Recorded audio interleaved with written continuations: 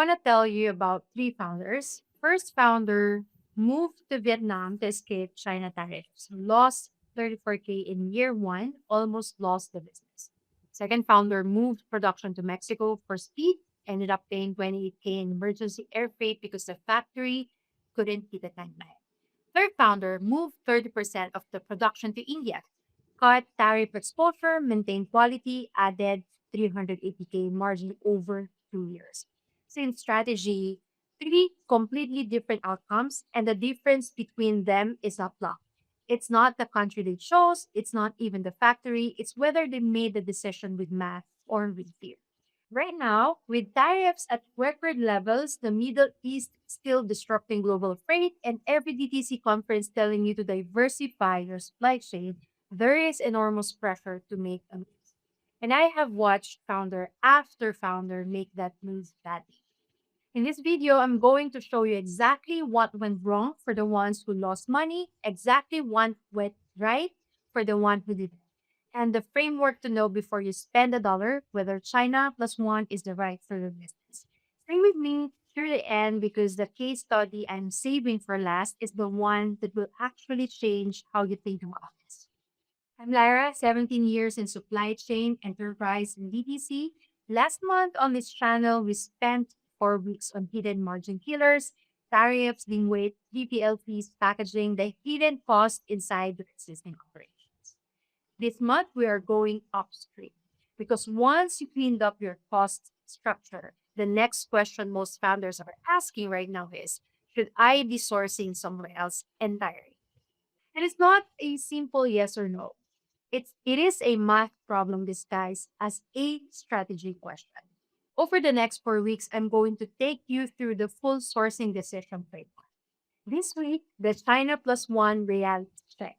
What's true, what's fantasy, and how to think about this theory. Next week, how to evaluate specific countries for your specific product type. And week three, supplier vetting, how to find a factory you can actually trust in a country you have no relationships in yet. And then week four, how to manage a successful transition without blowing up your existing supply chain in the process. By the end of the month, you will have everything you need to make this decision with data instead of pressure. Let's start with the truth most people don't value. Here's what founders expect when they decide to move production out of China. Lower tariffs, that's the main one. And it's real. That part is true. Same quality as what they had in China. Also reasonable to expect in Tier B. Faster lead times, especially for nearshore moves like Mexico. And lower risk, the whole point is to reduce concentration in one country. Sounds great. Now let me tell you what actually happens in the first 12 months. Tariffs, yes, lower, but the tariff savings is almost never the whole story. The unit cost goes up in a new country, sometimes it goes up a lot. And if you didn't calculate the true landed cost comparison before moving, the tariff saving disappears into higher unit prices and transition cost. Quality. China's manufacturing ecosystem took 30 to 40 years to build. The specialist knowledge, the trained workforce, the supplier networks for raw materials and components. That is a mature system that new manufacturing regions are starting largely from scratch to replicate. So, in a new country, you are often working with factories that are newer, less specialized, and still learning your product category. What that looks like in practice, first runs have higher defect rates, QC processes are less established, communication gaps are wider. One brand I've worked with moved to a Vietnamese factory and had an 18% defect rate on their first production run. In China, they were running under 3%. That is not a reason to never move, but it is a reason to budget for it. Now, lead times. This one surprises most people. The assumption is that moving closer, for example, Mexico, is even faster, and it can eventually. But during the transition period, lead times almost always get longer, not shorter. New factory, new relationships, more back and forth on specs, more revision cycles, more approval rounds. The Mexico brand I mentioned earlier, they moved for speed. Their lead time in China was 45 days. Their lead time in Mexico in year one was 67 days. 28K in emergency air freight because they assumed that the new factory would be as fast as the relationship they'd spent 5 years building in China.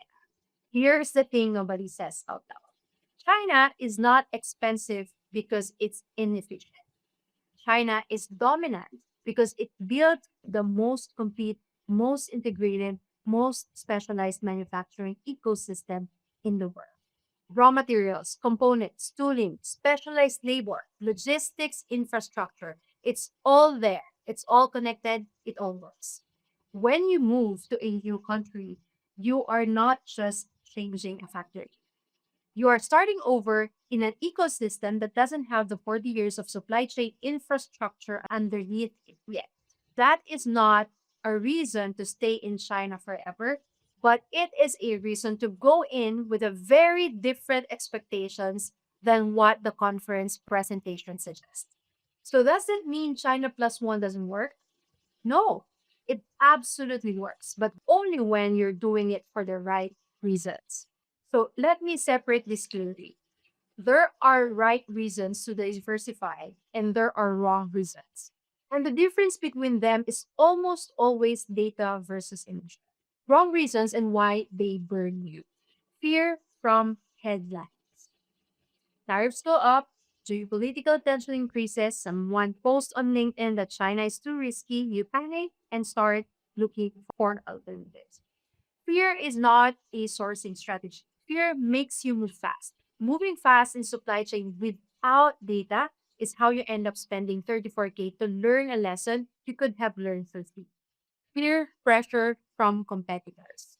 Your industry peers are all talking about moving. You feel like you're behind. You start the process because you don't want to be the one who didn't diversify. Peer pressure is not a sourcing strategy either. What works for a brand with a different products, different volumes, and different manufacturing complexity and different margin structures may not work for yours at all. Assumptions without math. Vietnam must be cheaper because I heard labor costs are lower. Maybe. But have you calculated the full landed cost, the freight differential, the duty rate on your specific HTS codes, the transition cost, the quality buffer budget? Assumptions are not math. Right reasons when the move actually makes sense.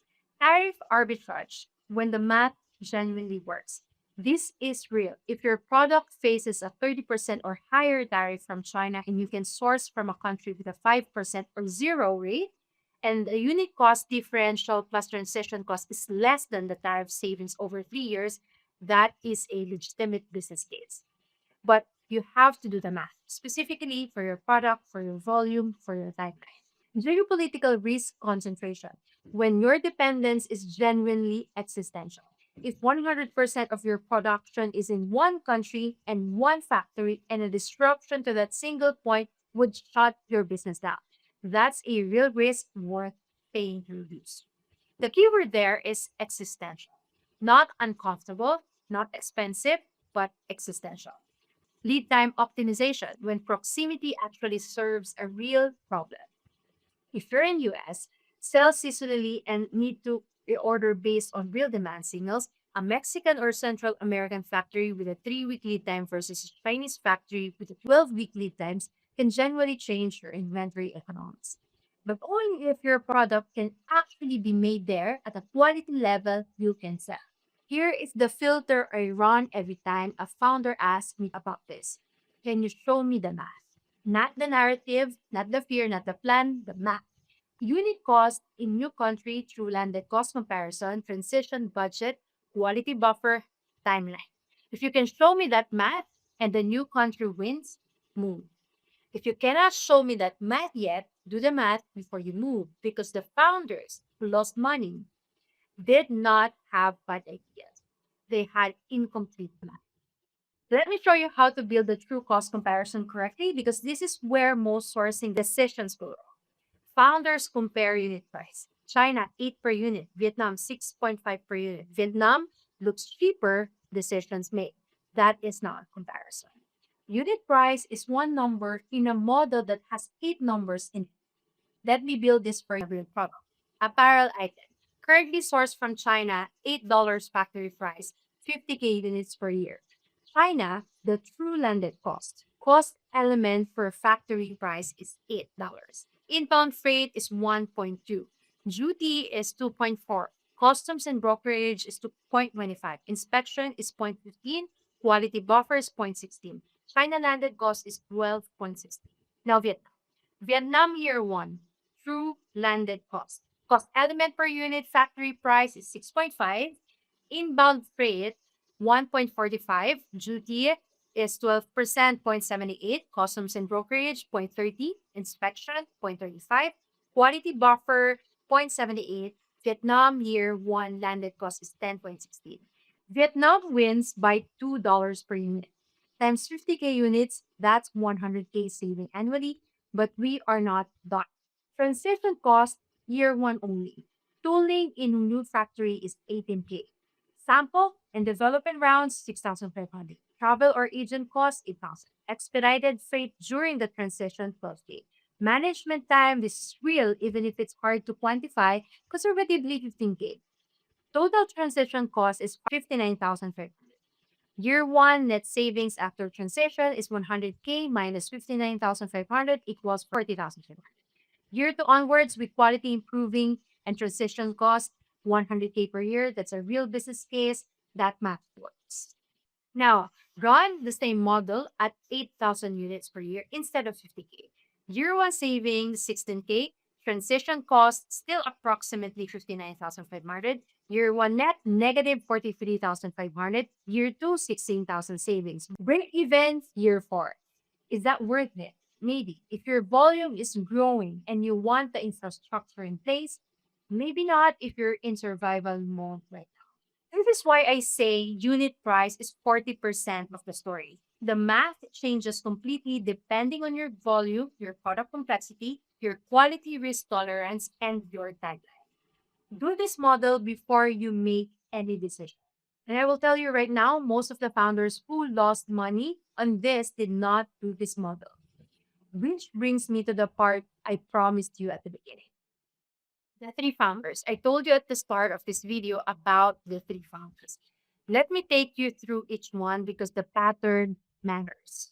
Case study number one, Vietnam, 34K net loss. Home goods brand, 2.1 million revenue, moving from China because of tariff pressure. They found a factory in Vietnam, toured it once, samples looked good, they placed a production order. What they didn't know, the factory had been open for 18 months and had never produced their product category at scale before.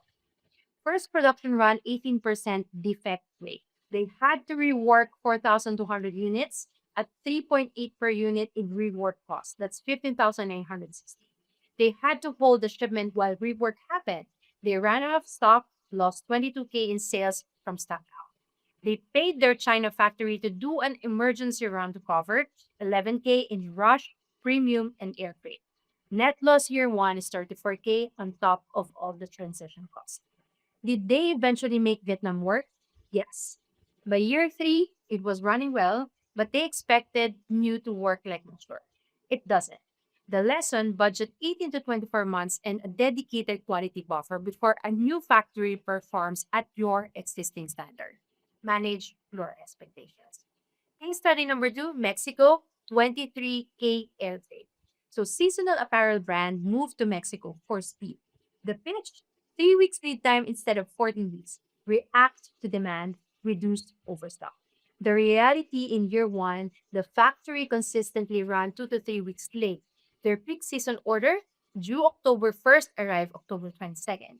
3 weeks late in a seasonal business, it's not just a delay, it's a missed sales. They had pre-sold inventory they didn't have. 23K in emergency air freight to pull product from a backup Chinese supplier. The Mexico factory was not bad. They have made it work since. But the timeline expectations was based on what the factory said it could do, not on what a factory at their relationship stage could actually deliver. The lesson, new supplier lead times in year one are not the lead times on the sales sheet. Build 30 to 40% extra buffer into your first 12 months of production plan. Case study number three, India, 47K wasted inventory. Consumer goods brand moved 100% of an SKU to India to test the country. Quality looked good on samples, first bulk order, materials were inconsistent, not defective, but inconsistent. One batch slightly different shade, one batch slightly different texture. Not a safety issue, a brand consistency issue for their product category customers to notice. Return rate on that SKU jumped from 8% to 19%. They were stocked with inventory they couldn't confidently sell and couldn't efficiently return to the factory. 47K in effectively stranded inventory. The lesson: samples and bulk productions are not the same thing. Before committing volume, run a small pilot order, 500 to 1,000 units, through your actual QC process just for research. Those are the three who lost money. Now, let me tell you about the one who did it. Case study number four, the 30% move. 380K added over 2 years. So, fashion accessories brand, 3.4 million revenue, 80% China sourced. When tariff pressure increased, instead of panicking and moving everything, they did the math first. They identified which SKUs had the highest tariff exposure relative to their landed cost. The answer: three SKUs: high volume, simple construction, low quality risk. Those three SKUs represented 30% of their production volume. They identified India as the target country because their specific product category, leather goods, has deep manufacturing expertise in India. This wasn't random, it was product category matched. They run the full cost model I showed you earlier. At their volume, India showed at 6.8 per unit savings after all transition costs in year two onwards.